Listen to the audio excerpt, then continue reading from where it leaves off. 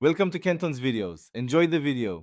Set a steady tempo of 84 to 88 BPM and establish a clear march feel with light staccato on beats 1 and 3. Count 4 equal beats per measure and use a metronome to keep tempo stable. Place your hands in the middle C region. Right hand melody starting on G4, left hand sustaining C3 and G2 as primary roots. This gives a balanced range. Observe dynamics. Forte for main theme, mezzo piano for transitional measures, and accents on the first beat of each bar to emphasize the march pulse. Focus on the melody. Right hand begins on G4 and frequently moves in stepwise motion and small thirds.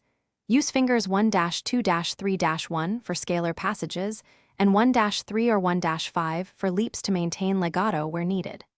Left hand supports with broken fifths C3 G3 and occasional octaves C2 C3 for bass reinforcement.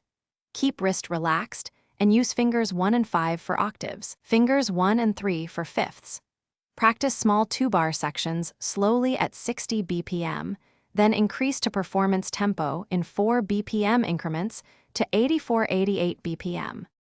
Understand harmony. The piece centers on C major with frequent tonic C and dominant G chords, plus occasional F major subdominant.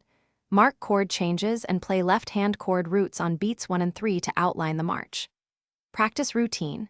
Hands separately for 10 minutes, then hands together for 20 minutes using a metronome, focusing on clean transitions and consistent articulation.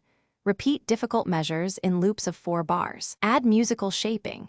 Use crescendos at phrase climaxes, staccato on primary march.